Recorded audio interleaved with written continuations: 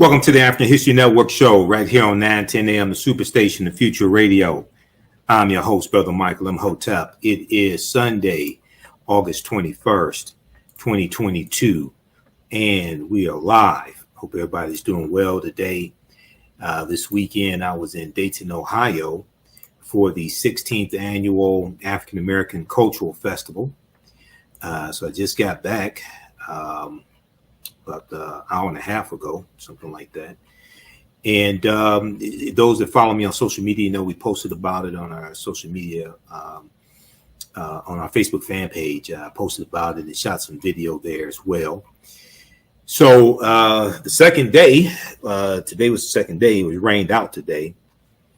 But you know, it was still a good event. On today's show, we have a very exciting show for you today. So I posted a story earlier in the week, and it deals with discrimination when it comes to home appraisals regarding African Americans. Black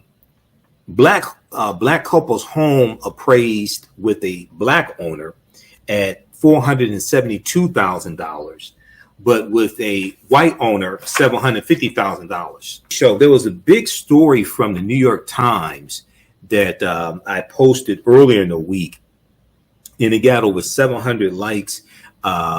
It reached about 46,000 people. This post that I did. This deals with another story of African homeowners who were dedicated to a home appraisal. Now, a deep, rich history of redlining in this country, discrimination when it comes to getting insurance for homes, loans for homes as well, but also a discrimination when it comes to appraisals. And this African-American couple, their home was appraised at $472,000, when the appraiser thought it was an African-American couple that owned the home. But when they thought it was a white couple that owned the home, it was appraised at $750,000. We're going to talk about this story, huge story from the New York Times from August 18th, from Thursday, August 18th, 2022. And the husband is a history professor at Johns Hopkins University and an expert on redlining and the legacy of white supremacy. So they mess with the wrong person here. They mess with the wrong person. We're going to talk about that story. Then also, when I was on Roland Martin Unfiltered on Friday, one of the stories we dealt with was dealing with the Department of Justice says that Florida Republicans specifically targeted African-American voters with restrictions. The Department of Justice is suing Florida. A recent filing from the Justice Department claims that Florida Republicans intentionally targeted African-American voters with restrictions, which will surely hamper turnout for the upcoming midterm elections. TheGuardian.com had a big article dealing with this. We spoke with Cliff Albright, co-founder of Black Voters Matters, and we had a good conversation with him dealing with this case out of Florida. Okay, and remember that Florida was the first state to have poll taxes in this country, even before it started in the state of Mississippi. So we're going to talk about that on today's show as well. Then coming out of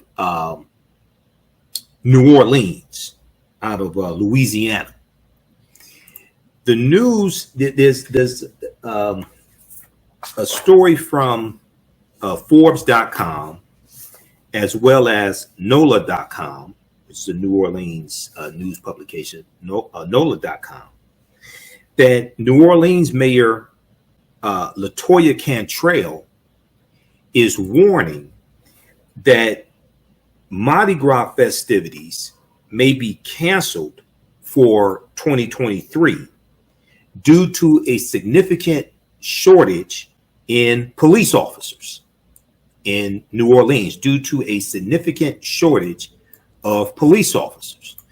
And there is a shortage in many departments across the country of police officers. Some have attritioned out, some have because due to COVID, some have attritioned out, some have gone to other professions, etc. Because we have seen this a lot in various first line emergency responders, whether they're the fire department, whether they're EMS, frontline personnel, whether they're teachers. There's a shortage of teachers across the country as well. I was just watching the story on MSNBC today, dealing with a shortage of teachers, and because of COVID-19, but also because of additional stress that's put on teachers when it comes to navigating these ambiguous anti-critical race theory laws in various states. A lot of people are transitioning out of teaching. Okay, so you have a shortage in various municipalities, various states of police officers, but also teachers. And we're in the season when kids are going back to school or gearing up to go back to school after Labor Day. But there is a shortage of police officers nationwide, and this is having wide-ranging ramifications. So Mayor LaToya Cantrell of New Orleans is saying if they can't get that fixed, they're going to have to cancel Mardi Gras festivities for 2023. Okay, so we'll discuss that story. And then August 20th, Saturday, August 20th was we're coming up on a break. Saturday, August 20th was the 403rd anniversary of August 20th, 2019. And we'll talk about that as well. Also, we're going to be joined by a guest at the bottom of the hour. We're going to be joined by Omari Osei from the UNIA, Marcus Garvey's organization. They're going to talk about their international convention coming up. You listen to the African History Network show. I'm Michael Imhotep. We'll be back in a few minutes.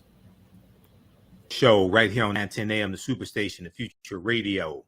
I'm your host, Brother Michael Imhotep. It is Sunday, August 21st, 2022, and we are live. Hey, Giovanni, let me know if the audio, how the audio sounds. I had to reboot the computer because it installed a new version of Skype when I rebooted it to come on the air live.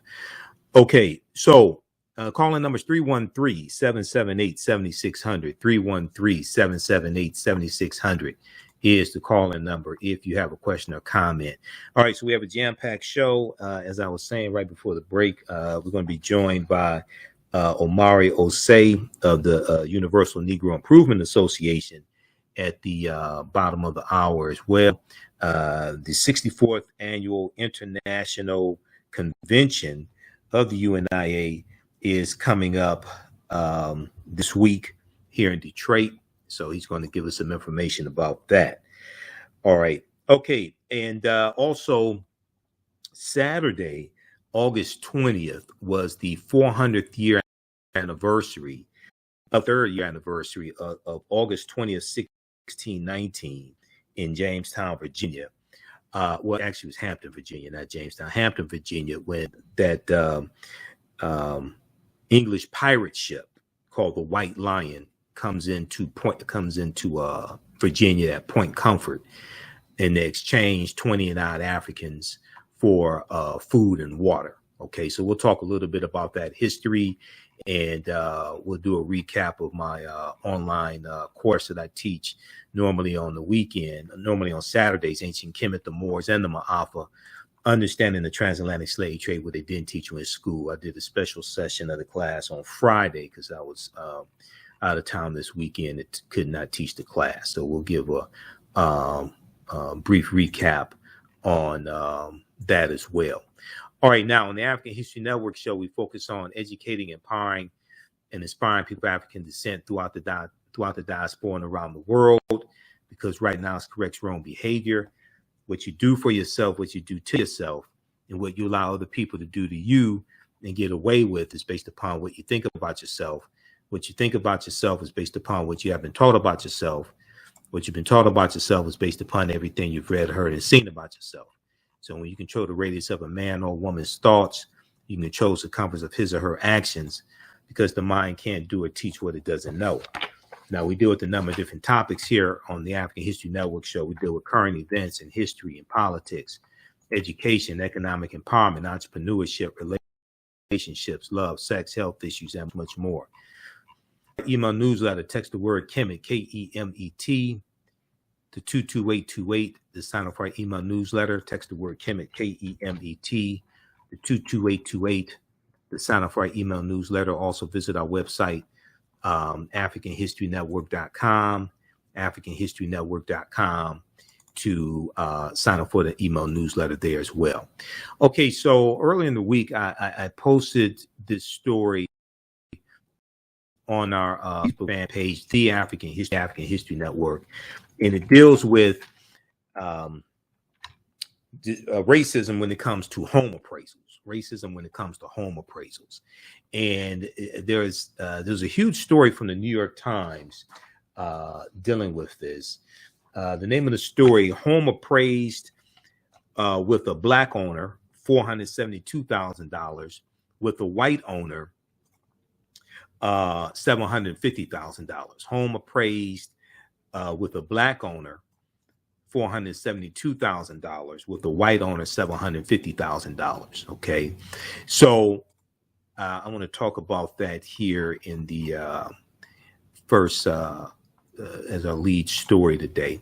We're broadcasting on our Facebook fan page, The African History Network, The African History Network, and our YouTube channel, Michael Imhotep, I-M-H-O-T-E-P, as well. So we're working through some technical difficulties here. But if we look at this first story, now this is from August 18th, 2022 from the New York Times, and it was updated August 19th. Dr. Nathan Connolly and his wife, Shani Mott, say an appraisal company undervalued the home based on their race. The couple has filed a lawsuit in Maryland. In Maryland. Now, and here's a picture of the couple as well. Now, they messed with the wrong person, because he's Dr. Nathan Connolly is a professor of history at Johns Hopkins University. Okay, so last summer, Nathan Connolly and his wife, Shani Mott, M-O-T-T, welcomed an appraiser into their house in Baltimore, Maryland, hoping to take advantage of historically low interest rates and refinance their mortgage. Now, we also talked about how Wells Fargo came under fire when they turned away more applications to refinance home mortgages from African-American lenders than they actually approved. Now, that's being investigated, but we've dealt with that story here dealing with Wells Fargo also. Okay, now the couple believed that their house improved with a new $5,000 tankless water heater and $35,000 in renovations. They believed that their house was worth more than $450,000, more than the $450,000 that they paid for the house in 2017. Now, home prices have been on the rise nationwide since the pandemic. In Baltimore, Maryland, they have gone up. Home prices have gone up 42% in the past 5 years. 42% in the past 5 years, according to the website FL.com. But 2020 valuations, the Maryland appraisal company, 2020 valuations, put the home's value at $472,000. And in turn, Loan Depot, a mortgage lender, denied the couple a refinance loan because of the appraisal value. Now, Dr. Nathan Connolly said he knew why. His wife, and 3 children, his children are ages 15, 12, and 9, are African American. Now, Dr. Nathan Conley is a professor of history at Johns Hopkins University, and he is an expert on redlining and the legacy of white supremacy. Redlining and the legacy of white supremacy in American cities. And much of his research focuses on the role of race in the housing market. Now, months after the appraisal, the couple applied for another finance loan. They removed family photos and had a white male colleague who was another Johns Hopkins University professor, Johns Hopkins University. The white colleague is another Johns Hopkins University professor. So they had the white friend stand in for them as the homeowner. And we've covered numerous stories about the same phenomenon happening. And when this happens and they have somebody white to sit in to pretend to be the homeowner, they took down all the African art. They took down all the African American and African related books. You know, I don't know if you want to have the destruction of Black civilization, you know, out when the white appraiser comes, you know, by Dr. Chancellor Williams. Fantastic book. Don't know if you want to have that on the coffee table when the white appraiser comes. Okay. How Europe Underdeveloped Africa by Walter Rodney. Black Man in the Nile and His Family by Dr. Yosef Ben Yakinen. Christopher Columbus and the African Holocaust, Slavery and the Rise of European Capitalism by Dr. John Henry Clark. Fantastic books. I don't think you want to have those on the coffee table or have those visible when the white appraiser comes. So they take down all the African art. They take down the Terry McMillan books. They take down anything. They take down all the pictures, etc. And then they make it look like somebody white lives there. And all of a sudden, the second appraiser, right, valued the house at $750,000. Valued the house at $750,000. Okay. We're going to continue this on the other side of the break. Also, we're going to be joined by Omari Osei to talk about the UNIA's 64th Annual International Convention. You listen to the African History Network show. I'm Michael Imhotep. We'll be back in a few minutes. Welcome back to the African History Network show.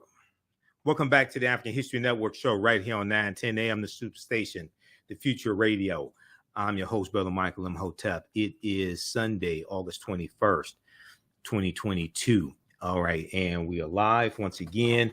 So right before the break, we were dealing with this story that came from the New York Times, and the other news outlets picked up this story also. Home appraised with a black homeowner, $472,000, with the white homeowner, $750,000. There's an article also from CNN on this topic as well from August 19th, 2022. They talked about Dr. Nathan Conley and his wife Shani Mott as well, filing a lawsuit against 2020 Valuations LLC. So we're going to pick this story up again on the other side of this interview.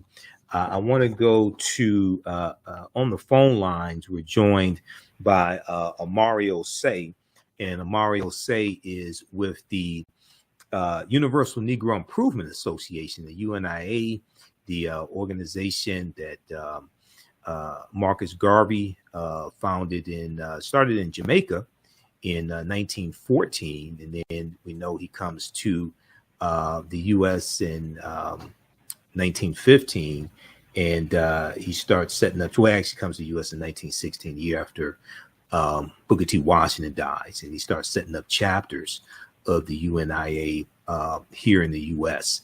So they have a international convention, the 64th annual international convention coming up here in Detroit, and he's here to give us some information on that. So welcome to the African History Network show, Omari Osei. How you doing today, brother? I'm doing well. Thank you, Michael, for having me. All right. I'm doing really well. I'm in very good spirits. Just left the Healing Drum Circle. Okay. So I'm fired up. All right. Absolutely. Okay, so the conference is coming up, and first off, we know we just celebrated the 135th birthday.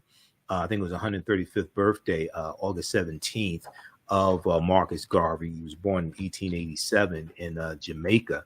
So before we go any further, give us talk a little bit about Marcus Garvey and his significance when it comes to African American history. Okay, especially being that his birthday just passed. Give people a little background information who may not know on Marcus Mosiah Garvey. Thank you very much, Michael Imhotep. The Honorable Marcus Mosiah Garvey, he came here to the United States in the early 1900s.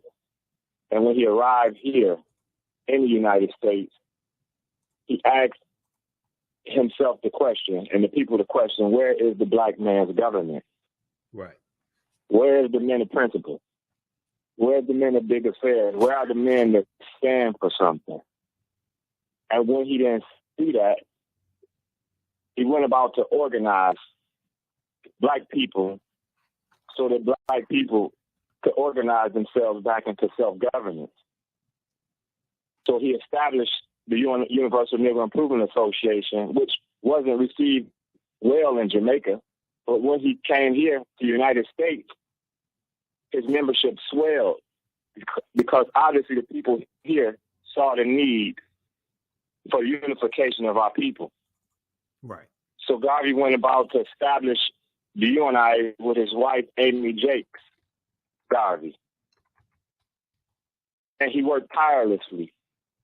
He established the largest black organization documented in United States history. Right.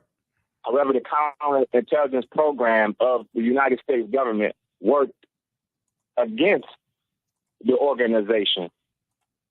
Therefore, they attempted to thwart the organization, but they could not stump it out. And we're still here. We're still organizing. And we have come to the place where we're celebrating 64 years of coming together at convention so that we can take care of the business of our government. So the Honorable Marcus Mosiah Garvey is one that we should study his life, study his work, and see how we can build on that foundation. Because he came amongst us with a clear vision and insight to unite a people that needed to be united, who had to be reminded that they have come from greatness. Right. So he set about to instill racial pride. He gave us economy. He went on to establish the Black Star Line. And he made agreements with the Liberian government so that we can repatriate back to Liberia before the Liberian heads of state were influenced by the United States leaders at the time. Mm-hmm. So the deal that he had made with the Liberian government to buy land and to begin to plant and root ourselves in Liberia was thwarted by the United States government. So we could go on and on about our great ancestor, the Honorable Marcus Mosiah Garvey. Right. Right. However, go ahead. I'm sorry. No, go ahead. Go ahead and finish your thought. Go ahead. So we could go on and on about our great ancestor, the Honorable Marcus Mosiah Garvey. But I want to leave you with this thought. He left this with us. He said, "Up, you mighty race. Accomplish what you will." Right. Exactly. So there was what was called the Garvey Must Go campaign. You had people like A. Philip Randolph, Brotherhood of Sleeping Car Porters. You had Dr. W.B. Du Bois. You had other leading African-American activists, civil rights activists, leaders, things like this. Many of them were against Garvey for various reasons, against the him setting up chapters here of the UNIA. There were some of them were like, who is this guy from Jamaica? coming here telling us what to, telling us what to do or trying to show us what to do, things like this. So because you're a member, and let people know what your official position is also with the UNIA, is a second vice president in the UNIA Division 407. Is that correct?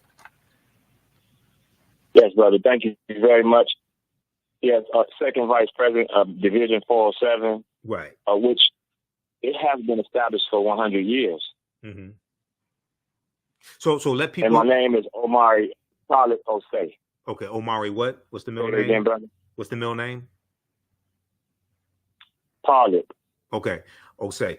So let people explain to people, why was there we're dealing with white supremacy and racism, and there's white supremacy and racism in Jamaica, Haiti, Cuba, Puerto Rico, Honduras. And keep in mind, as I teach in my online classes, like Ancient Kemet, the Moors, and the Ma'afa, understand the transatlantic slave trade, as we deal with here on this show. The island nations, the territories that Christopher Columbus conquered on his 4 voyages from 1492 to 1504, have never recovered from what happened to them. And Jamaica is one of the lands that Columbus conquers. I think it's about 1494. I think it is 1494 when he goes into Jamaica. Explain to people why there was resistance from African American leaders who are fighting against many of them fighting against white supremacy in various ways. Why was there resistance from them against Marcus Garvey, who's fighting against white supremacy as well, and setting up the UNIA here in the U.S.? Well, when you study the history of the Honorable Marcus Mosiah Garvey, he explained that the leaders who came against him in this land, they were leaders that didn't believe in self-governance. Their goal was for us to integrate into American society at a time when it was very clear that the racism that existed at that time and that it still exists made it very clear to us that integration wasn't the best idea. So they fought against Garvey because Garvey's concept was for Black people to focus on our nation. And in fact, that's the theme of the convention, focus on the nation. Okay.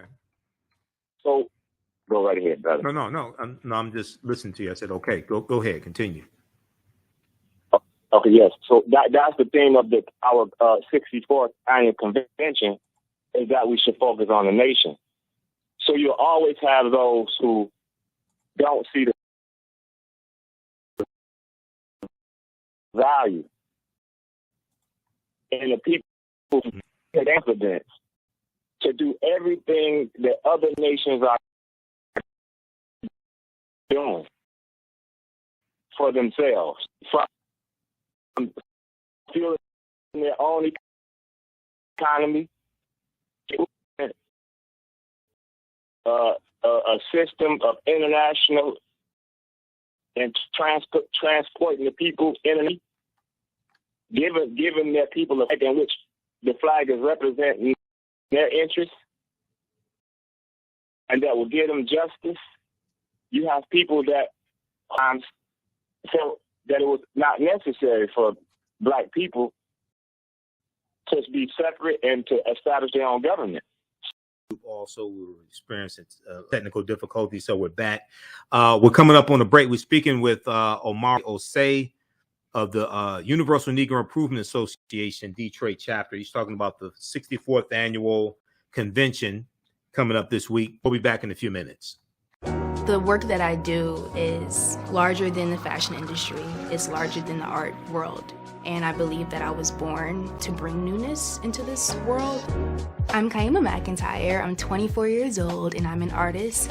I create everything from paintings to jewelry design, metaphysical jewelry to be specific, and fashion design.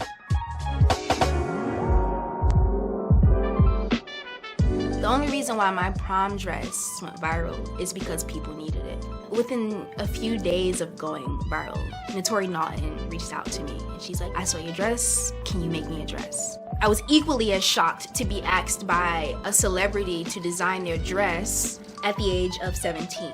That's just one person, and the list just continues to go on to Janet Jackson, to Tyra Banks. It really hits home. That means that the discussion is happening on the grounds in real time.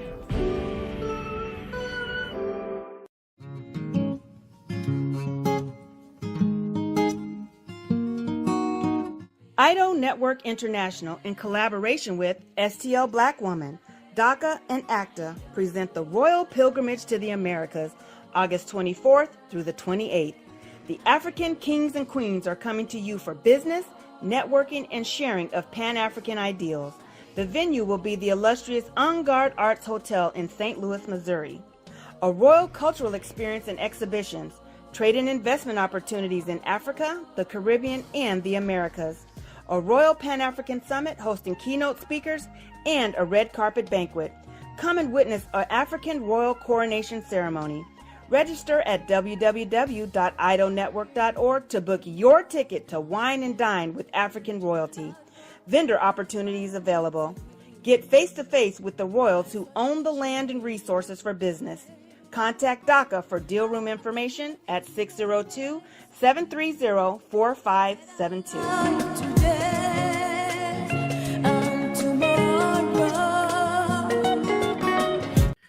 Welcome back to the African History Network show right here on 910 AM, the Superstation, the Future Radio. All right. On the line, we're speaking with Omari Osei, who is the second vice president of the UNIA, Universal Negro Improvement Association, Division 404. That's the Detroit chapter. And we're talking some about Marcus Mosiah Garvey. We know his birthday we commemorated that August 17th. And also the 64th annual convention, UNIA and ACL, African Communities League convention is coming. The international convention is coming up this week here in Detroit. So, Omari, give people the dates of the conference, please. Okay, thank you very much, Michael Imhotep. Okay, the convention begins next Tuesday, this coming Tuesday, August 23rd. We have our mass meeting with the President General of the Universal Negro Improvement Association, our our Black government, the Honorable Michael R. Duncan. It will be at the Coleman Young International Airport at 11499 Connor between 6 p.m. to 9 p.m. And then also we have on Wednesday our panel discussion where we have invited a variety of leaders from different religious organizations who are also aware of the need of our nation to support and focus on our issues that concern us. So The panel discussion will be Wednesday, August 24th at the Barack Obama Academy, which before was Barack Obama Academy. It was Timbuktu Academy. Right. At 10800 East Canfield, Michigan, from 6 p.m.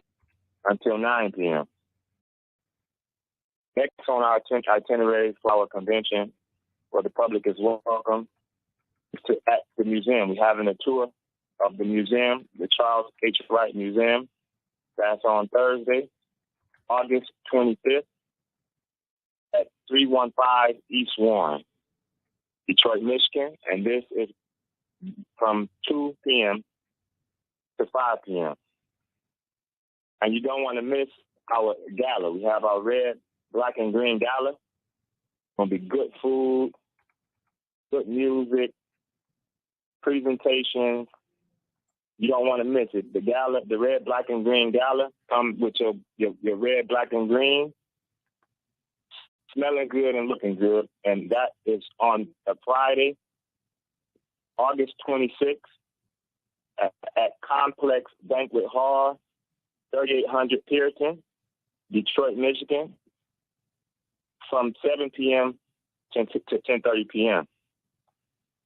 And we conclude our 64th International Convention by celebrating with the parade. The parade is with Mac Alive, and that will be Saturday, August 27th at St. John and Mac Avenue. This is family service day, so it'll be from 10 a.m. to 4 p.m. For more information, you can call area code 313-739-4212. Again,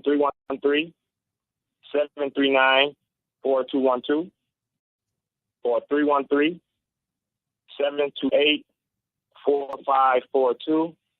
Again, 313-728-4542 for information regarding the convention. And if you have a desire or a need to do vending, if you're interested in vending, call area code 248-508-3523. Again, area code 248-508-3523 for vending. And also call 313-769-8647 if you can't get through to the 248 number. Call area code, again, 313-769-8647 if you're interested in vending. Absolutely. Come join us Go ahead. at our 64th International Convention. Absolutely. Thank you very much. Explain to people African Communities League, because it's the Universal Negro Improvement Association and African Communities League. Explain the ACL part, the African Communities League, because oftentimes when people talk about Marcus Garvey and the UNIA, they leave off the ACL. So explain the significance of the African Communities League. Yeah, so the portion of the African Communities League is the portion of the UNIA that deals with the Black Cross nurses,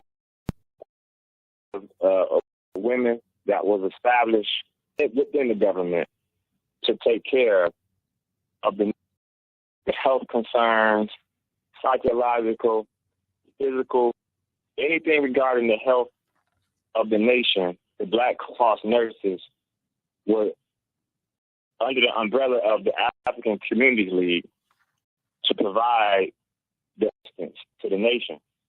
Also under the umbrella of the African Communities League, you have the middle of the UNIA that has to be revived.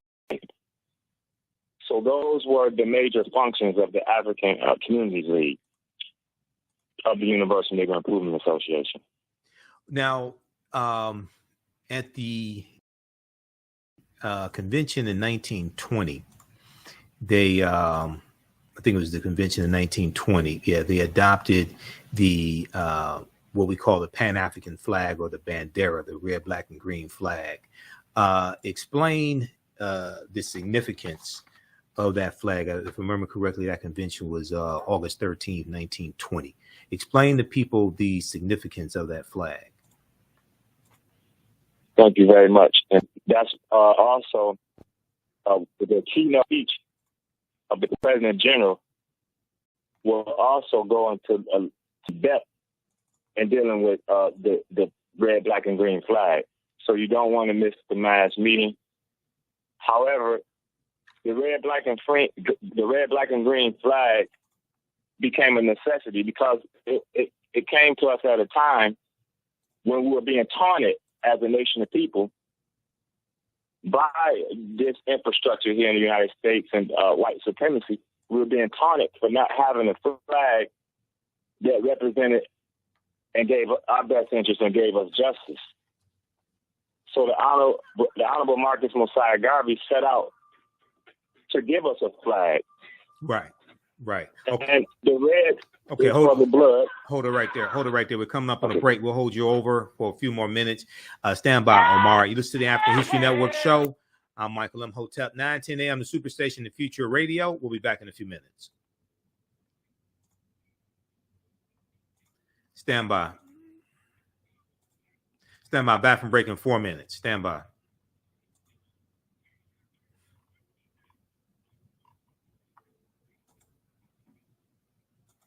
Back from break in 4 minutes.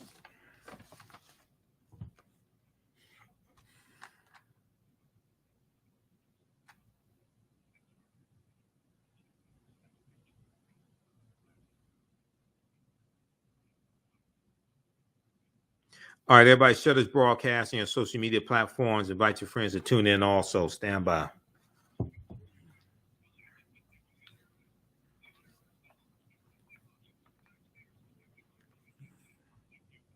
Back from break in 3 minutes.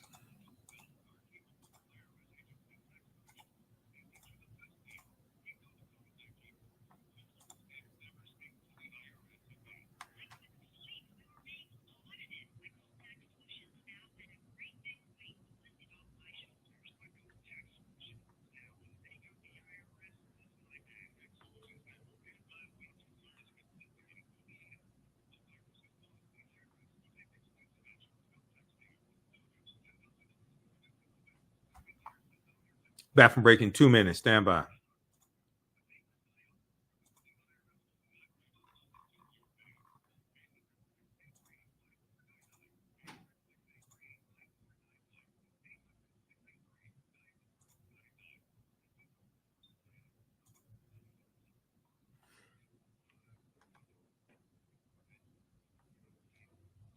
All right. How's everybody doing watching on Facebook and YouTube?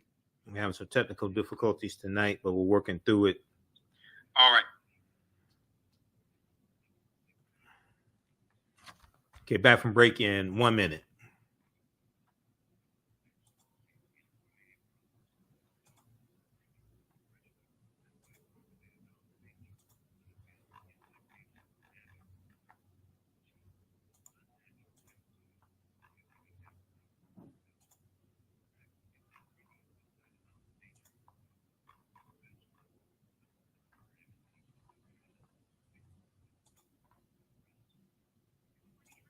Stand by, everybody. Come back from break.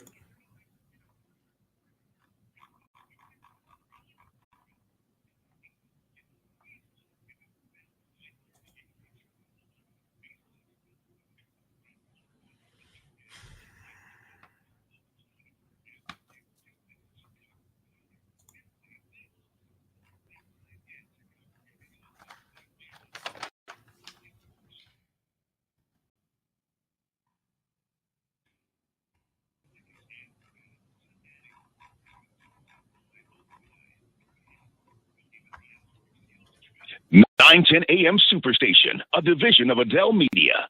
The views and opinions expressed on any program are those of the producers and or the persons appearing on the program and do not necessarily reflect the views and opinions of 910 AM Superstation or Adele Media. Welcome back to the African History Network show right here on 910 AM, the Superstation, the Future Radio. I'm your host, Brother Michael Imhotep. All right, right before the break, we were speaking with Omari Osei, who's with the UNIA, Universal Negro Improvement Association. He's second vice president of Division 407. And he was teaching us about Marcus Mosiah Garvey. We just commemorated Marcus Garvey's birthday, August 17th. He was born in 1887. And we were talking about some of the history of Marcus Garvey and the UNIA, and as well as the 64th annual international conference that's coming up in Detroit, also coming up this week in Detroit. Okay, so let's bring them back on. All right, so go ahead and finish your thought, Omari. You were explaining to us the red, black, and green flag. This was adopted at the International Convention in 1920 by the UNIA. This is where this red, black, and green flag comes from. You explaining to us the significance of the red, black, and green flag, or the bandera. Thank you very much, Michael Imhotep, for having me. In the words of the Honorable Marcus Messiah Garvey, nationhood is the only means by which modern civilization can completely protect itself. Independence of nationality, independence of government is the means of protecting not only the individual, but the group. Nationhood is the highest idea of all people. So what the Honorable Marcus Messiah Garvey did for us here in America is he reintroduced us to nationhood. And with the reintroduction of nationhood, you have to have a flag that represents your nation. Mm-hmm. If you're being treated unjust by your nation that you're existing in, human right to organize yourself into governance, self-governance. That's why he said we of the Negro race are moving from one state of organization to another. And we shall so continue until we have thoroughly lifted ourselves into the organization of government. So we had to have a flag that represented our nation. So they came up with the red, black, and green flag, red symbolizing the color of our blood, black symbolizing the color of our skin, and the green is indicative and symbolizing the land. Right. So we thank the Honorable Marcus Messiah Garvey and those who convened at that convention to give us a beautiful flag that when I come into contact with people who may bear the colors, oftentimes they don't even know that the organization still exists. Right. So we have work to do. So I thank you so much, Michael Imhotep, for having me on your show to promote and to share with the audience the organization that's a historic organization that have not stopped organizing and struggling to become a nation with land, a nation that have everything that every other self-respecting nation has. And we will continue to struggle, and we will continue to press, and we will continue to fight until we establish ourselves into self-governance. Right. Yeah. There's a good article, and I know you have to run here, and we've got other topics to get to as well. But there's a good article that I reference and I use in my lectures. It's called "On Flag Day: Remembering the Red, Black, and Green." It's from NPR.org, National Public Radio. It came out June 14th, 2017, written by Leah Danella. On Flag Day. Flag Day is June 14th, and that's dealing with the American flag. This Flag Day, that's the day that the red, white, and blue flag, the stars and stripes, that's the day it was adopted, June 14th. But on Flag Day, remembering the red, black, and green, and it deals with the origins of the red, black, and green flag, the bandera, the Pan-African flag. It says the Pan-African flag, also called the Marcus Garvey UNIA Afro-American or Black Liberation flag, was designed to represent people of the African diaspora, and as one scholar put it, to symbolize, quote unquote, black freedom. Simple, to symbolize, quote unquote, black freedom. And one of the things they talk about in the article, they cite historian Robert Hill, who's a historian and scholar on Marcus Garvey, and he says that Garvey thought of a flag as a necessary symbol of political maturity, And he said, quote, "The fact that the black race did not have a flag was considered by Marcus Garvey." And he said this, it was a mark of the political impotence of the black race. Okay. for not having a flag. He went on to say, quote, and so acquiring a flag would be proof that the black race had politically come of age, end quote. So I encourage people to check out that article as well to get some more background information. And is there a website with the information on it for the conference? No, we haven't established no website for it. Okay. All right. I did send you the yeah, I got the flyer. flyer. Yeah, I've got the flyer, and we have the flyer up here on the screen right now. We'll put the flyer on our website of TheAfricanHistoryNetwork.com, TheAfricanHistoryNetwork.com. We'll put the flyer up on the homepage of our website as well with the contact information. All right. So, and then also there's a good article that I reference as well. This is from AtlantaBlackStar.com. Even people who Garvey or people, even some people who disagreed with Garvey were still influenced by him. One of them is Dr. W.B. Du Bois. But there's a good article from AtlantaBlackStar.com from March 14th, 2014. It's called 10 Leaders You May Not Have Known Were Influenced by Marcus Garvey. 10 leaders you may not have known were influenced by Marcus Garvey. They're talking about African-American leaders. We know Dr. Martin Luther King Jr. was influenced by Marcus Garvey. Okay. And when he went to Ghana, he went to go visit the site of Garvey's, the site of Garvey's grave, I think it was there that he went. When in 1957, when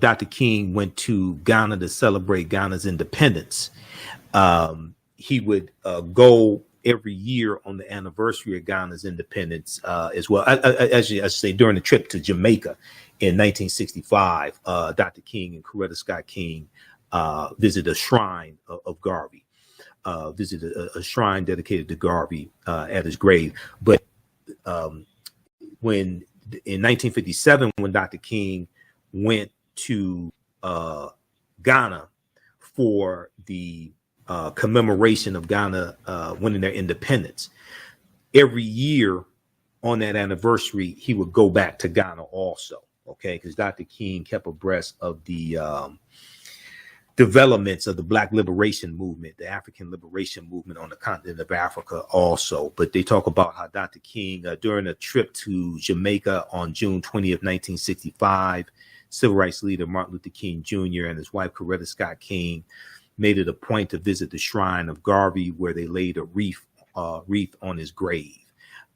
In a speech, Dr. King told the audience that Marcus Garvey was the first man of color to lead and develop a mass movement.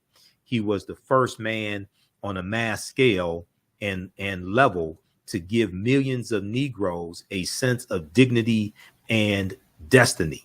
Millions of Negroes a sense of dignity and destiny, and make the Negro feel he was somebody. That's Dr. Martin Luther King Jr. They won't teach you that on Dr. King Day usually, but exactly. That's what we need. We need that to be aired all over the world. Absolutely. All right, brother Omari, I know you have to run. Thanks for coming on tonight, man, and we'll see you this week. Okay.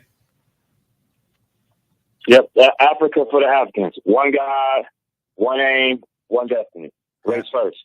Thank you, Michael Imhotep, for having me. Ashe. All right, see y'all at the 54th annual convention. All right, brother. All right, take care. Have a good day. Peace. Thank you. All right, everybody. That was Omari Osei of the Universal Negro Improvement Association, talking about the 64th annual Universal Negro Improvement Association and African Communities League International Convention taking place here in Detroit, Tuesday, August 23rd through Saturday, August 27th. All right. I want to go back to our lead story, and we're having some technical difficulties tonight with the audio. I want to go back to our lead story. There was a huge article from the New York Times, August 18th and 19th, that dealt with a topic we've talked about here a number of times, especially in the past 2 years. This deals with discrimination against African Americans when it comes to home appraisals, the values of homes, and this also is related. This is okay. What are we doing? This is also related to. Are we still connected, Giovanni? This is also related to the racial wealth gap and a lack of intergenerational wealth. Okay. I heard it sound like we were connecting to Skype. Giovanni, are we still connected? Okay.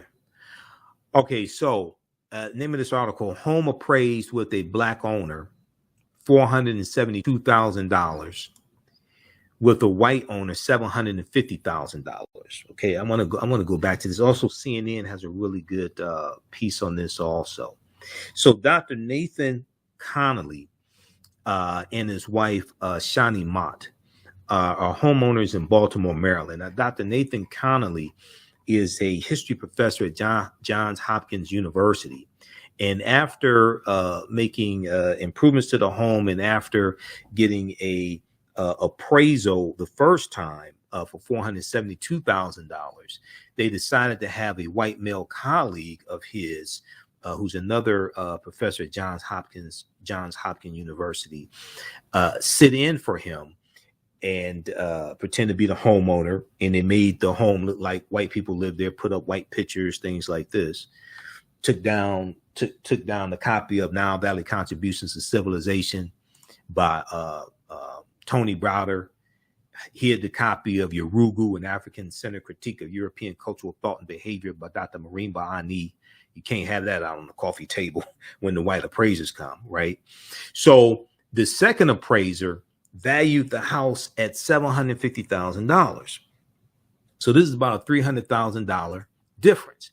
So this past week, Dr. Connolly and Dr. Mott, his wife has a doctorate as well, Dr. Shani Mott, sued Loan Depot, which is based in Foothill Ranch, California, as well as the first appraisal company, which was 2020 Valuations. And they also sued Shane Lanham, Lanham, the owner of 2020 Valuations. Mr. Lanham is the appraiser who conducted the first appraisal.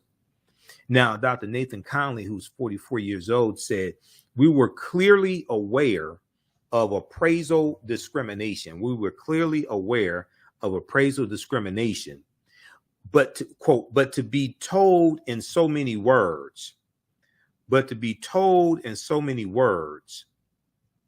that our presence and the life we've built in our home brings the property value down. It's an absolute gut punch. Now, this is, I've covered a number of different stories like this here on this show. This is one of the reasons why this show is so important, because we don't deal with the gossip and he said, she said, and Pebbles told Cookie what she thought she heard, and all this Simple Simon nonsense. We deal with real substance here. The home appraisal industry, which relies partly on subjective opinions to translate home values into dollars and cents, has faced a firestorm of criticism over the past 2 years. More than 90% of home appraisers are white. More than 97% of home appraisers are white, according to the Bureau of Labor Statistics. And since that's BLS.gov, Bureau of Labor Statistics, right? The Labor Department. And since the summer of 2020, when conversations on race and discrimination in America rose to the forefront following the murder of George Floyd, dozens of Black homeowners have alleged discrimination in home valuations they received. We'll continue this on the other side of the break. Listen to the African History Network show. I'm Michael Imhotep. We'll be back in a few minutes. The work that I do is larger than the fashion industry. It's larger than the art world. And I believe that I was born to bring newness into this world. I'm Kaima McIntyre. I'm 24 years old and I'm an artist. I create everything from paintings to jewelry design, metaphysical jewelry to be specific, and fashion design. The only reason why my prom dress went viral is because people needed it. Within a few days of going viral, Notori Naughton reached out to me and she's like, I saw your dress, can you make me a dress? I was equally as shocked to be asked by a celebrity to design their dress at the age of 17. That's just one person, and the list just continues to go on to Janet Jackson, to Tyra Banks. It really hits home. That means that the discussion is happening on the grounds in real time. iRedify is a Black-owned digital platform that showcases Black and Brown cultures and people. The books on the platform are written by African-American authors, Afro-Caribbean authors, African authors, and so much more. Kids 14 and under can read ebooks, listen to audiobooks, and complete learning activities. Kids can even write in the books digitally. Get unlimited access to everything on the platform for only $8.99 a month at iRedify.com. Sign up for your membership today. Welcome back to the African History Network show right here on 910 AM, the Superstation, the Future Radio. All right, calling numbers 313-778-7600. 313-778-7600 is the calling number if you have a question or comment. 313-778-7600 if you have a quick question or comment.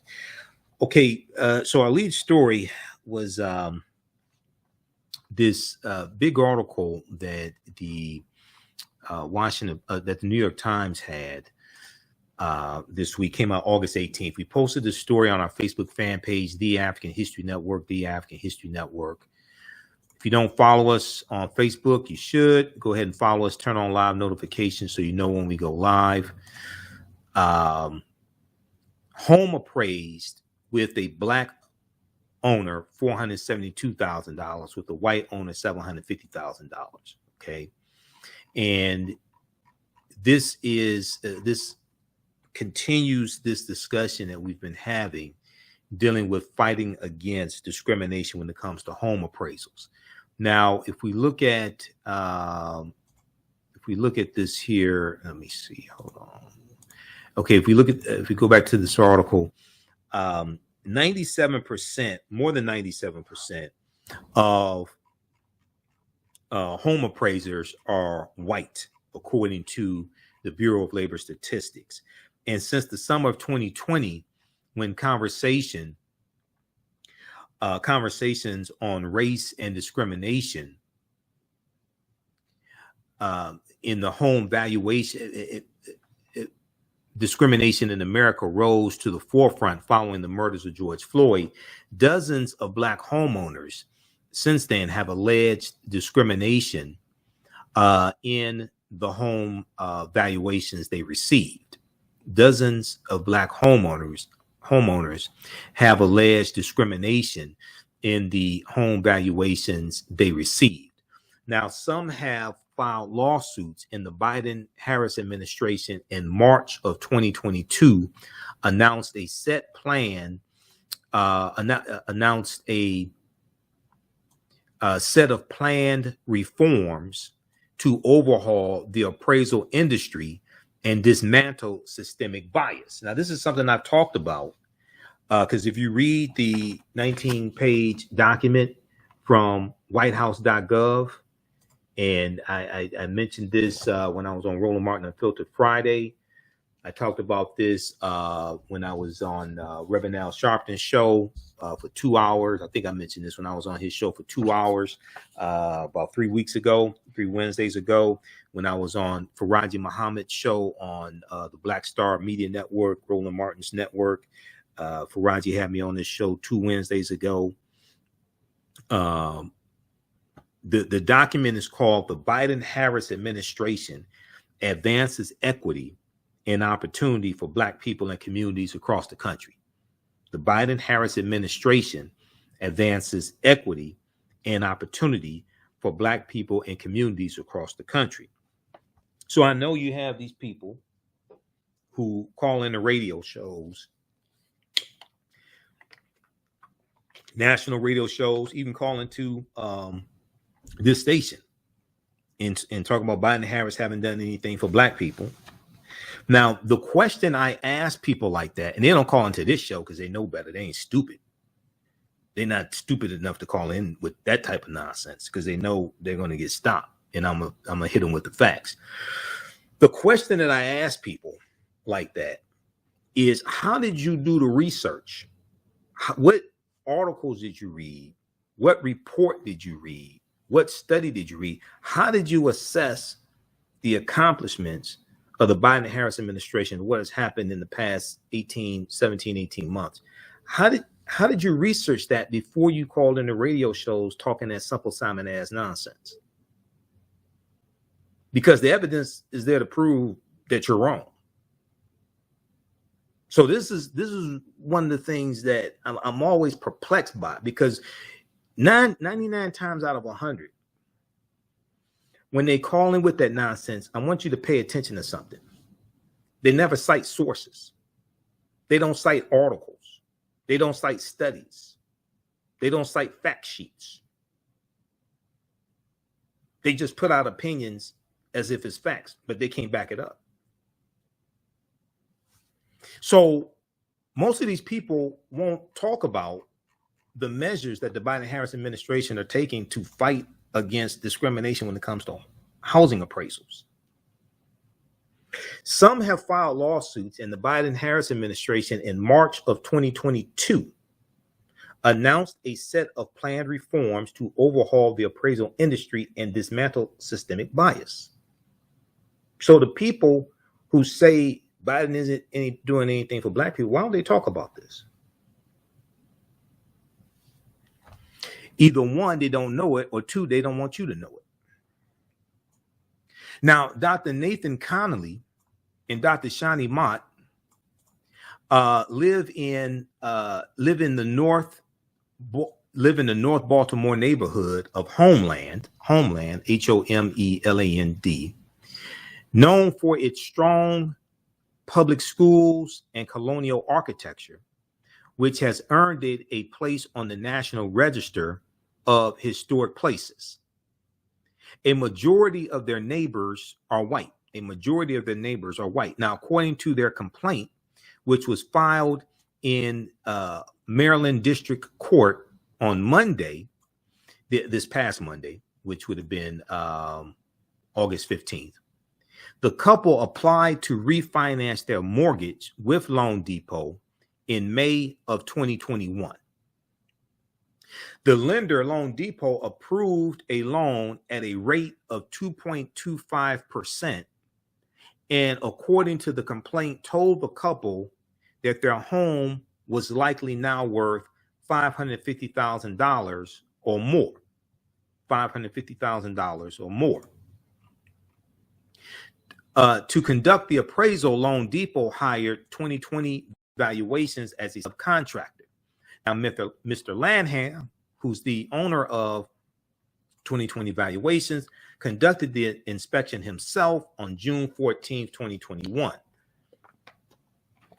According to the complaint, Dr. Nathan Conley and his wife, Dr. Shani Conley, and their 3 children were home during the visit, and their house was also filled with family photos, children's drawings of figures with dark skin, a poster from the film Black Panther. See, you can't be Wakanda forever when the white appraisers come.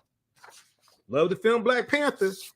You got to have Black Panther and you also got to have the Black Panthers. You can't have a picture up of Huey P. Newton and Bobby Seale when the white appraisers come. Huey P. Newton's one of my frat brothers, Phi Beta Sigma Fraternity Incorporated. But I'm telling you, when the white appraisers come, it's not a good idea to have the Black Panther Party for self-defense have a picture up there with them with guns when the white appraisers come. Don't have the Black Panther, okay? from Wakanda and don't have the Black Panthers from Oakland, California up when the white appraisers come. Okay, you can do what you want to do. Take them down, put them back up when they leave. I'm just saying, okay. when we're trying to score high on the appraisal list, you need to take it down. Okay, so they had a poster from the film Black Panther and literature by Black authors. Now, Dr. Shani Mott lectures on literature and Africana studies. You got to take down the Terry McMillan. You got to take down the Toni Morrison. You know, you got to take down the James Baldwin. You got to have that. You know, so this is the games people have to play. Okay, you may be able to get away with a book by Dr. No, you can't get away with a book by Dr. King. Where do we go from here? Chaos or Community. You got to have autobiography of Malcolm X. Okay, you got all that stuff. You got to put it away. Okay. All right, now let's continue. So, quote, it would have been obvious to anyone visiting the home it would have been obvious to anyone visiting that the home belonged to a Black family, the complaint said. The appraisal came back just $22,000 more than the family had paid for the home, and Loan Depot based its rejection on the couple's application on the low number. Loan Depot based its rejection of the couple's application on the low number. Okay, we'll continue this on the other side of the break. Also, we'll talk about the Department of Justice. The Department of Justice saying that Florida targets African-American voters. We'll discuss that as well. This is the African History Network show. I'm Michael Imhotep. We'll be back in a few minutes. Welcome back to the African History Network show right here on 910 AM, the Superstation of Future Radio. Okay, let's go back to this article here quickly. Calling numbers 313-778-7600. 313-778-7600 is the calling number if you have a quick question or comment. All right, so right before the break, we were talking about this story from the New York Times. Home appraised with a Black owner $472,000, with a white owner $750,000. Now, the couple, Dr. Nathan Conley and Dr. Shani Mott, the couple criticized the way that Mr. Lanham, who owned 2020 Valuations, which is the home appraisal company, the couple criticized the way Mr. Lanham came up with his appraisal. Now, home appraisers frequently rely upon the sales comparison approach, in which they weigh real estate against the sale prices of similar nearby homes to determine value. Similar nearby homes to determine value. Now, in Mr. Lanham's appraisal, he selected 3 homes with value ranges from $435,000 to $545,000. 3 homes with values ranging from $435,000 to $545,000. A fourth comparable, or comp as it's called, a fourth comparable which sold for $650,000 was ultimately not used in his valuation. Now, the first home used the complaint argues would be considered a fixer-upper, which the home of Dr. Nathan Conley and Dr. Shani Mott is not. Okay. Now, the second home is outside the boundaries of the homeland neighborhood where they live, amid a majority Black census block of homes. Now, the neighborhood that they live in is a predominantly white neighborhood. Okay, so the second home that was the comp or comparable is outside of the boundaries of the homeland neighborhood where they live, and it's amid a majority Black census block of homes. In the third home that was used in the comparison. Mr. Lanham, according to the complaint, deducted $50,000 from the comparison amount because Dr. Connolly and Dr. Mott's home faces a busy street. A deduction, the complaint says, that, quote, is excessive and is inconsistent with proper appraisal practices. The complaint says that this deduction of $50,000 because the home faces a busy street is quote, is excessive and is inconsistent with proper appraisal practices, end quote. Now, another $20,000 was deducted for the quality of construction. Now, all of the selected comparable homes, the complaint says, were of lower quality than Dr. Connolly and Dr. Mott's home, and the appraisal incorrectly stated that their home had not received any updates for 15 years. That's false also. The appraisal also incorrectly, according to them, states that, according to the complaint, states that their home had not received any updates, any improvements for 15 years. Now, according to the complaint, Mr. Lanham, quote, cherry-picked low-value homes as comps, end quote, and by doing so, he, quote, ignored legitimately comparable homes with much higher sales prices, end quote. Now, when reached by phone this past Tuesday, Mr. Lanham declined to comment.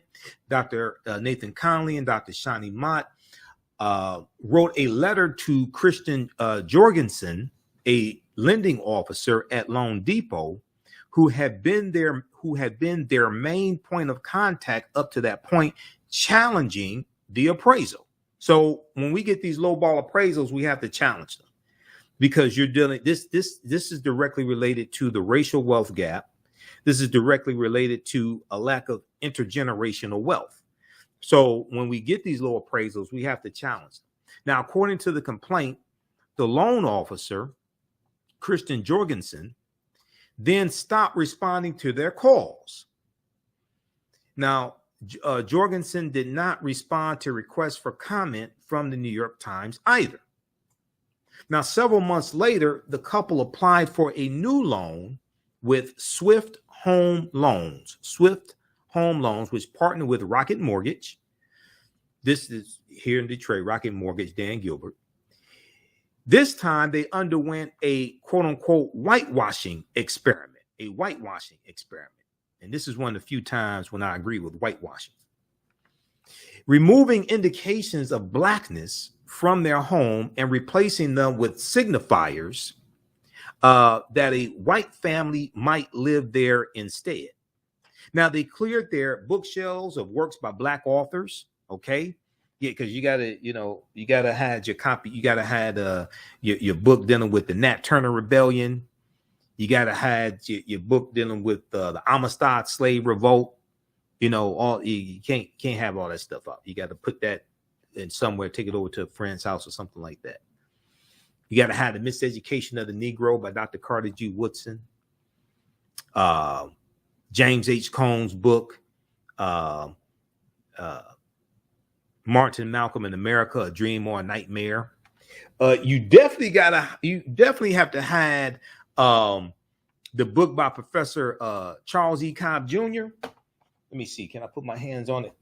I think I have it right here in this stack. He was a field secretary for SNCC, Student Nonviolent Coordinating Committee, for 5 years in rural Mississippi. And he was organizing African Americans to register to vote in rural Mississippi. Okay. We know Mississippi was the lynching capital of America from 1882 to 1968. Mississippi had 581 lynchings from 1882 to 1968, the most number of lynchings out of any state in the country. Okay. Now, This book right here, if you're trying to whitewash your home to get a higher appraisal, this is one of the very few times I agree with whitewashing. You cannot have this book anywhere on the premises. The name of this book is called This Nonviolent Stuff Will Get You Killed: How Guns Made the Civil Rights Movement Possible. Okay, you can't have this book anywhere on the premises. I'm just trying to tell you. Okay, you can't. I love the book, love Professor Charles E. Combs Jr. This you can't do that. When the white appraiser comes, you have to hide the book. Okay, so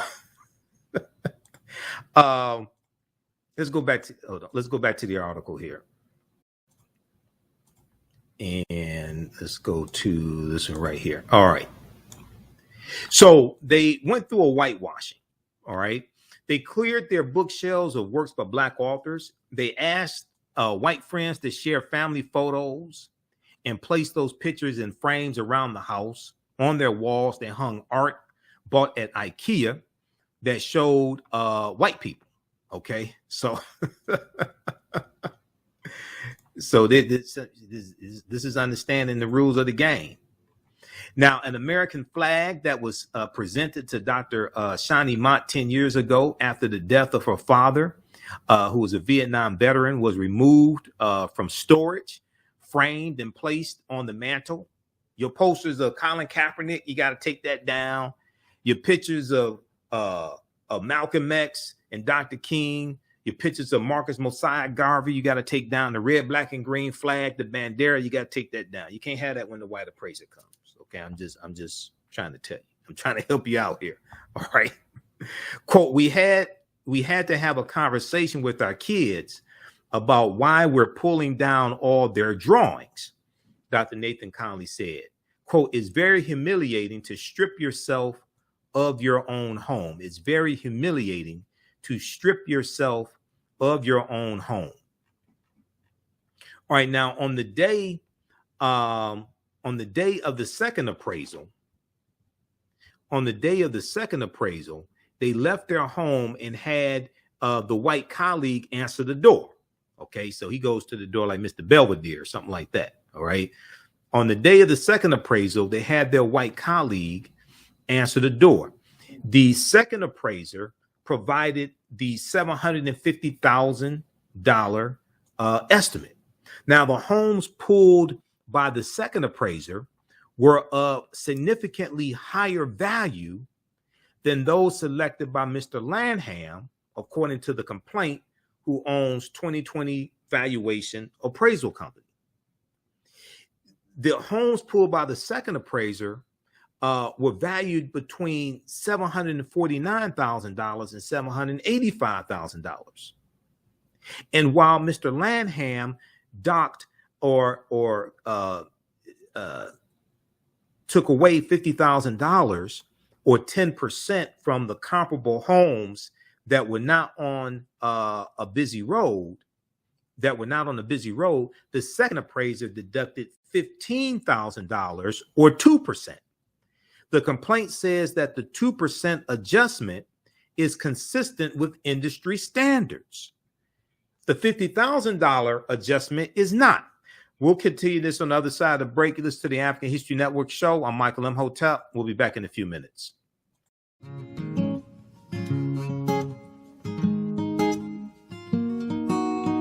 IDO Network International, in collaboration with STL Black Woman, DACA, and ACTA, present the Royal Pilgrimage to the Americas, August 24th through the 28th. The African kings and queens are coming to you for business, networking, and sharing of Pan-African ideals. The venue will be the illustrious En Garde Arts Hotel in St. Louis, Missouri. A royal cultural experience and exhibitions, trade and investment opportunities in Africa, the Caribbean, and the Americas. A Royal Pan-African Summit hosting keynote speakers and a red carpet banquet. Come and witness an African royal coronation ceremony. Register at www.idonetwork.org to book your ticket to wine and dine with African royalty. Vendor opportunities available. Get face-to-face with the royals who own the land and resources for business. Contact DACA for deal room information at 602-730-4572.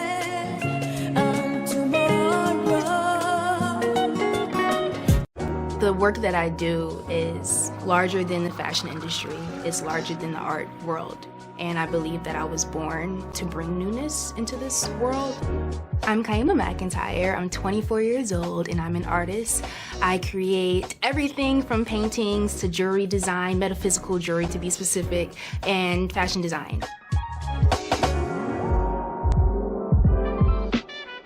The only reason why my prom dress went viral is because people needed it.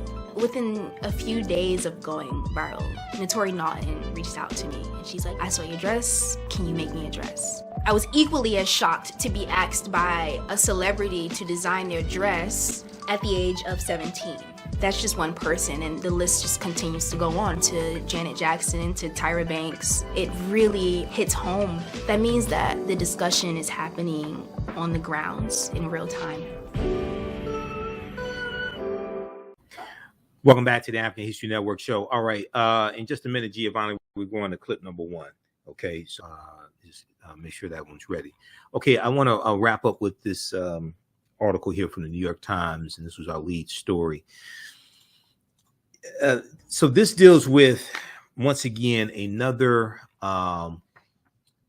lawsuit dealing with discrimination when it comes to home appraisal market.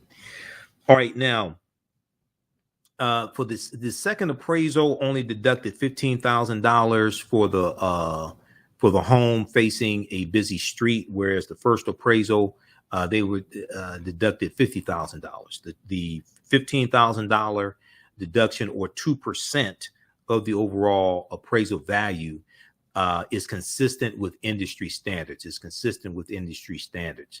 Now, race has long played a role in housing policy in the United States. And African Americans are denied mortgages at a disproportionate rate. Now, the impact of redlining, which is a racist depression era housing policy, continue, and it comes from the Homeowners Loan Corporation, developed about 1934. So comes from the Homeowners Loan Corporation. So redlining was created by the federal government.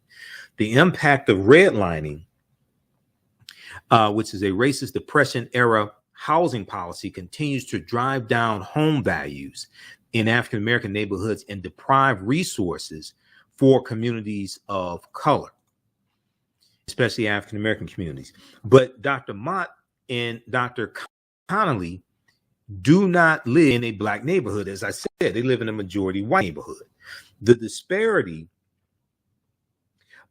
in their two appraisals echoes a lawsuit brought by Tanisha Tate Austin and Paul Austin, a black couple in California's Bay Area, who have accused an appraiser of lowballing their value by $500,000. We talked about that case here on this show as well. Now, that case said that Mr. Austin is scheduled for mediation, a chance to resolve the matter before heading to court in September 2022. Mr. Austin said, we're looking to hold people accountable, and that's what you have to do. We're looking to hold people accountable. Now, the Department of Justice made the unusual move in February of 2022, issuing a statement of interest in the Austin case, okay? The case of Tanisha Tate Austin and her husband, Paul Austin. The U.S. Department of Justice, under Attorney General Merrick Garland, not William Barr, but Merrick Garland, made the unusual move in February of 2022 of issuing a statement of interest in the Austin case, underscoring the fact that appraisers who are bound by the Fair Housing Act of 1968 to not discriminate can be held legally liable if they do. Now, Paul Austin said it was a big step for the Biden-Harris administration to say that they want the appraisal industry to be overhauled. Now, why more people are not talking about this, I don't know, especially these Simple Simon ass people who keep calling to these radio shows saying that the Biden-Harris administration, they're not doing anything for black people. Notice they don't cite sources. They don't cite articles. They don't cite studies. They definitely don't cite this document here that I've talked about numerous times before. And to my knowledge, I'm the only person that's talking about this document, which I really don't understand. I don't think I've heard anybody from the White House talk about this. I haven't heard Tiffany Cross, haven't heard Joanne Reed, haven't heard anybody else. I talked about this on Reverend Al Sharpton's show when I was on. I reference this almost every week on Roland Martin Unfiltered. I'm the only person I've heard talk about this document. I don't even understand that. That makes absolutely no sense to me whatsoever. All the black people in media ain't heard one person talk about this. The Biden-Harris administration advances equity and opportunity for black people and communities across the country. Now, this was last updated February 28th, 2022. The original one came out October 2021. This has to be updated because there's so much that's happened since February 28th, 2022. Emmett Till anti-lynching bill, Judge Ketanji Brown Jackson, the Executive Order 13985, the implementation of the 300 strategies across 90 federal agencies to address racism and discrimination, things like this. The releasing of those strategies came after February 28th, 2022. But if we just look here, they talk about home appraisals, okay? Ensuring, let's blow this up so I want you to take a screenshot of this. All these dumbasses that call into these shows, or that you know, or that you follow on social media, I want you to screenshot this and show it to them and ask them, why aren't you talking about this? Okay, I find it very strange you're not talking about this. Ensuring black homeowners get full value for their homes. Ensuring black homeowners get full value for their homes. In June 2021, Biden-Harris administration, President Biden directed the launch of a first of its kind interagency effort to address inequity in home appraisals and conduct rulemaking to aggressively combat housing discrimination. Rulemaking to aggressively combat housing discrimination. The effort led by the Department of Housing and Urban Development, better known as HUD. Now that's Secretary Marsha Fudge, former member of the Congressional Black Caucus. The effort led by the Department of Housing and Urban Development, Secretary Marsha Fudge, and Domestic Policy Advisor Susan Rice is developing a set of policy actions and recommendations for President Biden to redress racial bias in home appraisals that will soon be released. Okay, and it's been released since then. If I remember correctly, it's been released since February 28th, 2022. Protecting, and then they go on to talk about protecting Black Americans' access to housing by combating housing discrimination. Read this. This is part of this 19-page document that nobody talks about. If you know somebody else that talks about this document besides me and before me, please let me know, because I don't know who they are. This is at whitehouse.gov, official website of the White House. Pretty powerful document, pretty powerful website. So check that out. Read the rest of that article. Those watching on Facebook and YouTube, keep watching for a few minutes more, because we're going to squeeze in the segment from Roland Martin Unfiltered. We're out of time here on 9:10 a.m. Superstation WFDF. We ran into some technical difficulties. Be sure to visit my website, AfricanHistoryNetwork.com, and TheAHNShow.com, my new website. You can register for the online history classes I teach on Saturdays and Sundays. Saturdays, it is Ancient Kemet, the Moors, and the Ma'afa, understanding the transatlantic slave trade, what they didn't teach you in school. We deal with thousands of years of history and what leads up to the transatlantic slave trade taking place. Right now, for limited time only, classes on sale $60, regularly $130. As soon as you register, you can watch the class we just did this past Friday, okay? And we do the sessions live. All the sessions are archived and recorded. You can go back and watch it anytime. And then on Sundays, from the Civil War to the Civil Rights Movement of Black Power, 1865 to 1968. All right, remember, right now is correct wrong behavior. It's not over till we win. Wakanda forever. And we'll talk to you next week. Peace.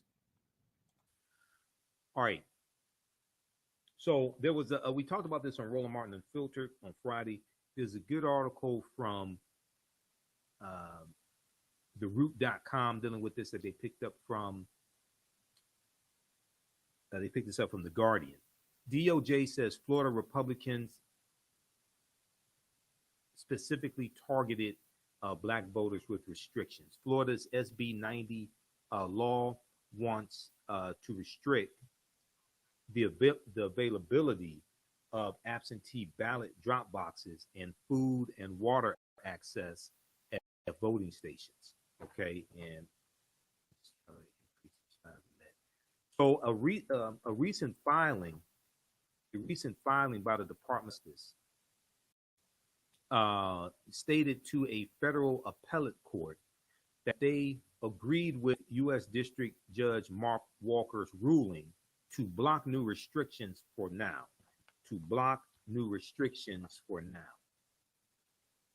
In particular, the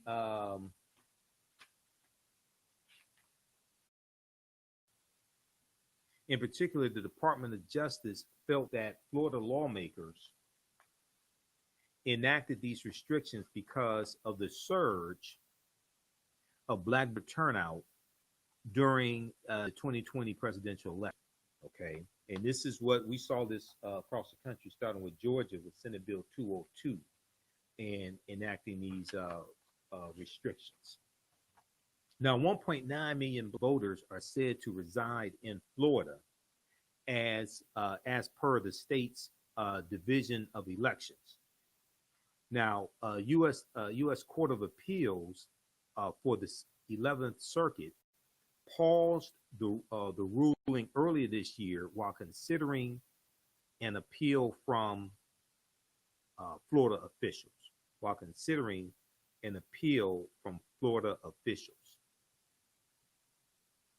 Now, the article that they cited from The Guardian said, quote, the district court's core factual findings are that in the face of surging turnout in the 2020 election, the Florida state legislature, responded by enacting provisions that impose disparate burdens on black voters, the Department of Justice lawyers wrote in their brief. Quote, which were chosen precisely because of those burdens to secure a partisan advantage. The court's findings of discriminatory intent are a permissible view of the record based on the entirety of the evidence. Quote, which were chosen precisely, these voter suppression tactics were chosen precisely because of those burdens to secure a partisan advantage.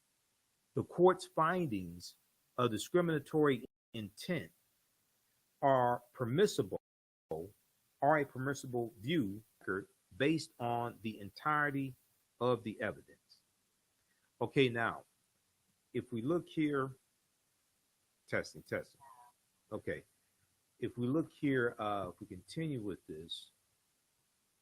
Now, while Florida officials claim the law does not discriminate against African Americans, the Department of Justice believes it violates Section 2 of the Voting Rights Act, the 1965 Voting Rights Act, which prohibits racial discrimination in voting practices. In addition, Democratic attorneys general from 16 states filed a friend of the court brief to ask an appeals court to reject those restrictions. Now, as Orlando Weekly, the newspaper Orlando Weekly notes, officials such as District of Columbia Attorney General Carl Racine and New York Attorney General Letitia James stated, quote, the use of drop boxes and mail ballots more generally are well-established practices in Florida and around the country, and neither has given rise to substantial fraud.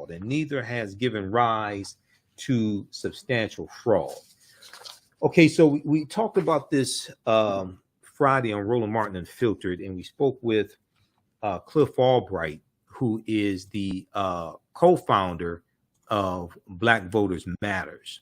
Black Voters Matter. So I want to go to that clip here, that interview. Okay, let's go to this clip. The Justice Department claims Florida Republicans intentionally targeted black voters with restrictions which will surely hamper turnout in the upcoming midterm election. Now, Wednesday's filing stems from Florida's SB 90 law restricting the availability of absentee ballot drop boxes, regulations for third-party voter registration groups, and a ban on providing food and water to people standing in line to vote. Now, the DOJ stated to the federal appellate court that they agreed with Judge Mark Walker's ruling to block new restrictions, adding that they believe the law was enacted due to a surge of black voter turnout in the state. Cliff Albright, co-founder of Black Voters Matter, joins me from Atlanta. Cliff. Hi, how are you? I'm doing well. How are you? Great. Thanks for having me. Yes, thank you for joining us. So tell me, what's your thoughts on this lawsuit? Yeah, I mean, our thoughts on this lawsuit have been pretty clear, especially since we're one of the litigants, one of the plaintiffs. And not just this case, but a couple of cases against DeSantis in the state of Florida. But yeah, we definitely agree with what the Department of Justice is arguing in their supportive brief. We're thankful to see the Department of Justice once again weighing in on this. Of course, the department has actually filed lawsuits in a couple of other states, including in Georgia. But, you know, we're glad to see that in this situation where they're not necessarily filing, but filing a supportive brief, that they agree with our position. And if they agree with the original court position, we got to keep in mind that the original court that heard this case, not only did they say that what DeSantis and the state of Florida had tried to do was unconstitutional, they said it was so egregious that it had targeted black voters so much that they actually they ruled that the state of Florida be banned from being able to pass, basically that they get waived into the same pre-clearance type arrangement that used to exist under Section 5 of the Voting Rights Act. They said that for 10 years before Florida can do anything like this, that they would have to have, you know, such efforts be reviewed and pre-cleared. That's how egregious that the original court said that it was. So we're glad to see that the Department of Justice is taking sides with that, which is no small thing because, as we all know, the Department of Justice is usually very hesitant to weigh in on cases unless they've got some very clear evidence and they feel that there's a strong case of discrimination. And how inhumane is that to limit people from being able to drink water or eat food when you're standing in a long line in Florida where you know temperatures can get very high and humidity as well? So, I mean, just that in itself just seems very inhumane. Now, I want to go to our panelists and also get their take on what's going on. Joining me right now, I have Michael Imhotep. He's the host of the African History Network show. We also have Matt Manning, a civil rights attorney, and we also have Dr. Nyambi Carter from Howard University's Department of Political Science. Thank you all for joining us today. And so I wanted to get your thoughts as well on this lawsuit, and then I'm also going to talk about some arrests that were made, but we'll get to that next after you answer what your thoughts are on this lawsuit. Okay, so I want to go to the next segment here, and let's advance this. Okay, and this is Attorney Matt Manning speaking, civil rights attorney Matt Manning. Constitutional issue. How difficult would it be for citizens to file lawsuits if they feel that their rights were being impeded on in the upcoming elections? To be honest with you, that's probably a better question for Cliff, just because I'm not as well versed in the individual person's right. But I will say I'm glad that Black Voters Matter and League of Women Voters, which for your viewers is important to know, one of the seminal Florida voting cases as it relates to state voting issues in Florida is another League of Women Voters case. So I think citizens getting together with other citizens through organizations like Black Voters Matter are particularly important because it shows that it's not a one-off. It shows that y'all are attacking all of us and we're standing together to not allow that to happen. So in terms of the actual mechanism, I'm not positive. But in terms of the group mechanism, as we see here with Black Voters Matter being one of the plaintiffs, I think it's important that there's that galvanization to show that there are many people standing together. Cliff, would you like to add anything? Yeah, I think I'm glad you asked the question, because that's actually, the crux of the reason why the Voting Rights Act was so important, and why Section 5 and Section 2 of the Voting Rights Act is so important, because what we know is this: it is difficult for individuals, when individually wrong, to then have to bring a case saying that they took away my right to vote, they wouldn't let me register, et cetera, right? That's how come having that pre-clearance to preempt states from even passing such discriminatory laws is so important, because it's a hard burden for individuals to take that up. It's a hard burden for organizations like ours to take that up. It takes time, it takes resources, it takes money, it takes legal support. It can't be done at the individual level. That's why we've got to have strong federal voting rights legislation that keeps it from even getting to this point. And think about the reverse, right? Think if you're one of these people, I don't want to jump ahead in your stories, but if you're one of these people who's been arrested because of whether you're Crystal Mason in Texas, or like some of these people that have now been arrested in Florida, again, as an individual, to have to defend yourself, right, to have to get legal support, to have to go through that at the individual level is very difficult. That's why it's important that we have the ability for organizations, civil rights groups, some of the incredible attorneys that have been working on these cases to be able to preemptively deal with these things, or for the federal government to have to pre-clear to keep us from even getting to this point, to keep individuals from having to bear the brunt of their own voter suppression. Now, we haven't heard from Michael yet. Michael, what are your thoughts? And historically, how difficult do you think it'll be for this lawsuit to go through and not push us back in the dark ages where we're being limited on how we can vote? Well, Florida being a former Confederate state, Florida and Georgia and Texas, they're trying to take us back to before 1870. And Florida, it's important to note that Florida was the first state to have poll taxes in this country in 1889. And then in 1890, when Mississippi had their state convention, and the white county judge who presided over the Mississippi State Convention said, we are here to exclude the Negro.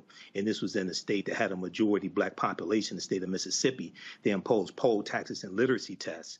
And this became known as the Mississippi Plan, which was adopted by the other former Confederate states to suppress the African-American vote: South Carolina, Louisiana, Georgia, North Carolina, et cetera.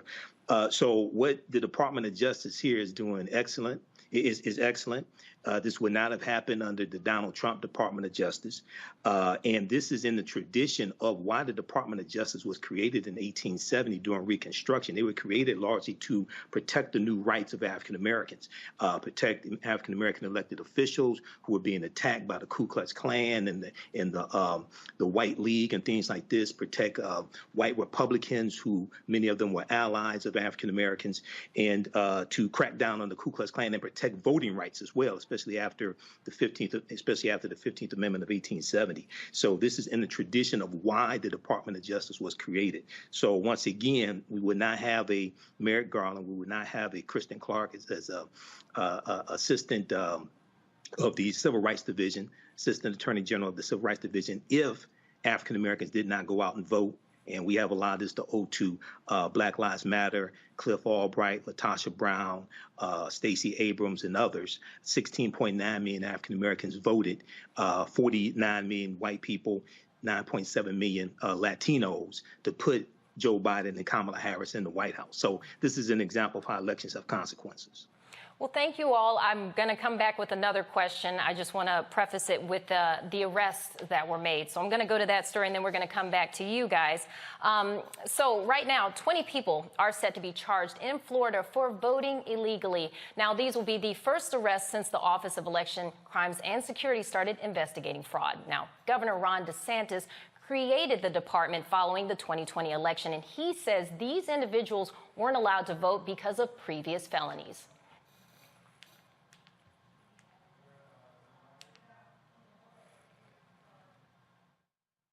The state of Florida has charged and is in the process of arresting 20 individuals across the state for voter fraud.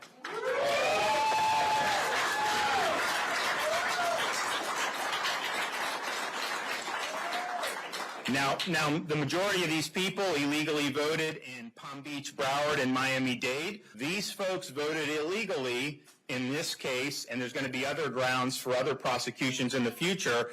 They are disqualified from voting because they've been convicted of either murder or sexual assault, and they do not have the right to vote. Now, additional reviews and investigations are ongoing. Voter fraud is considered a third-degree felony, with each facing up to 5 years in prison. Now, let's go back to our panelists. What are your thoughts on this new development?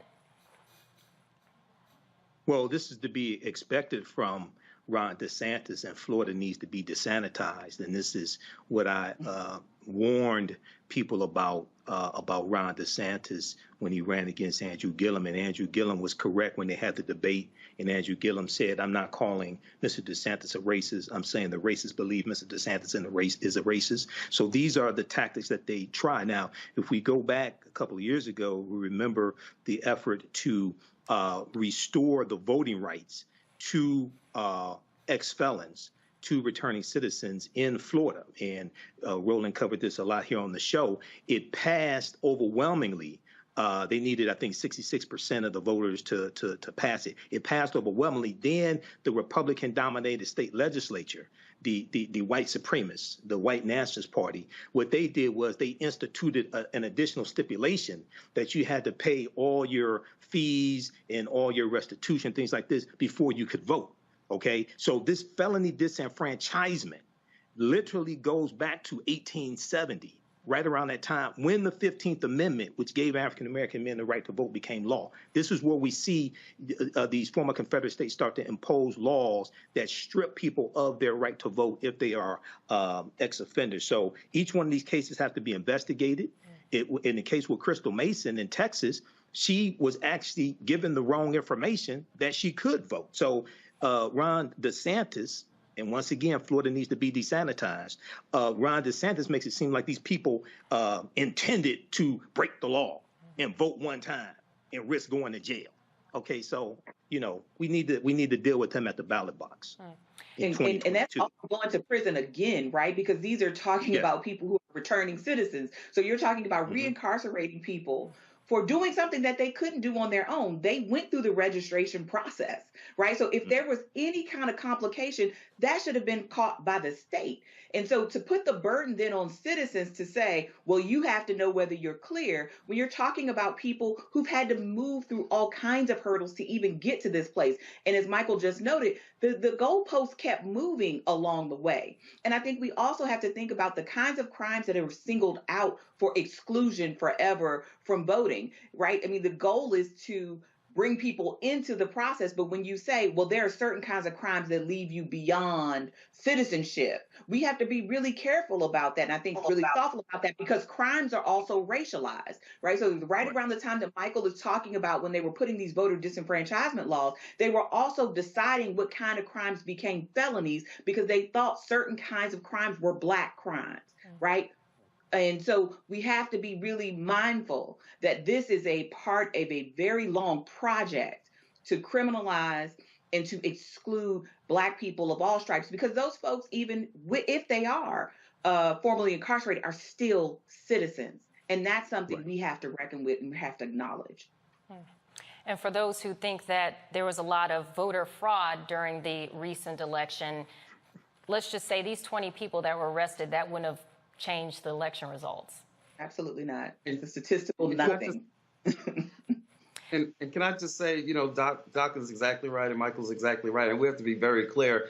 This was the purpose of DeSantis creating this so-called election police force, right?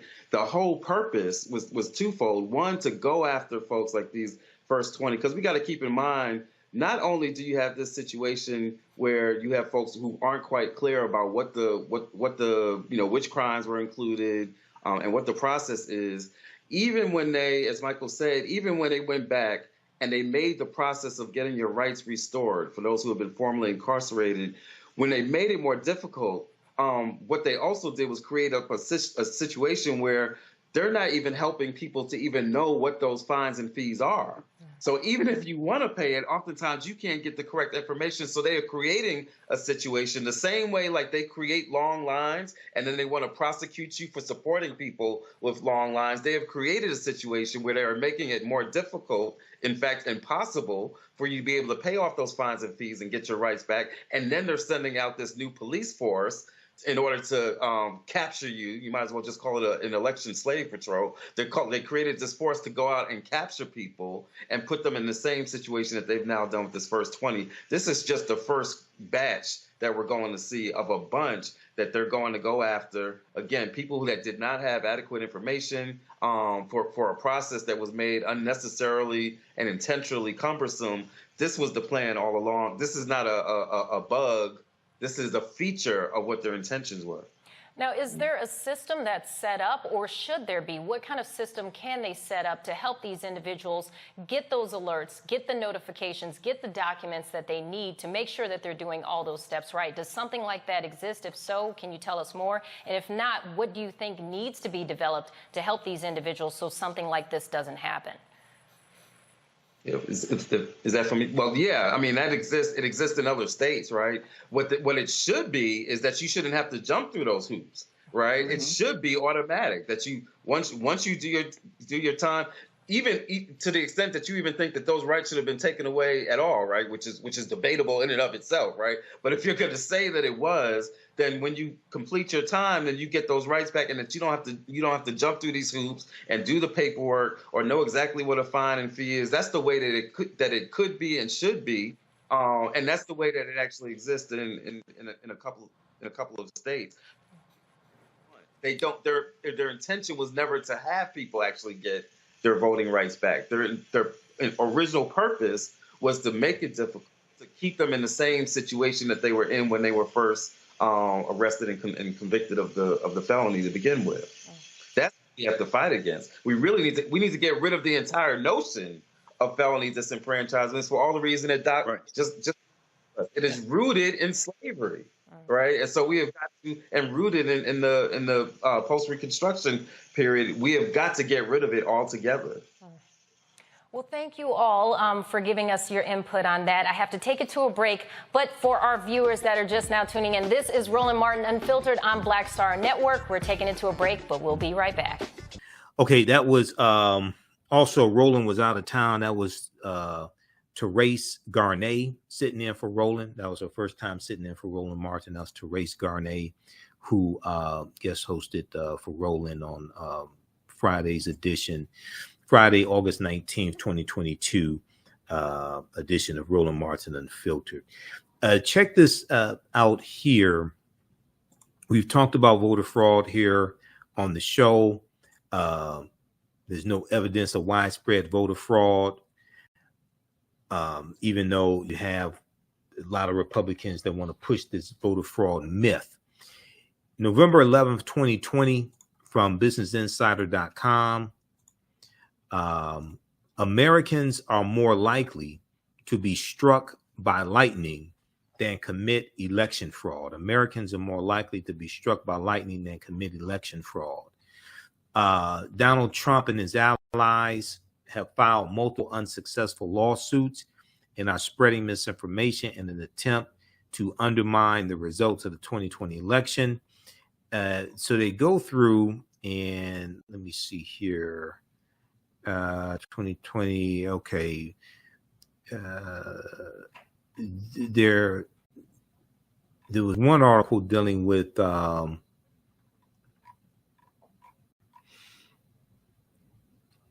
research from like the last 10 years, something like that.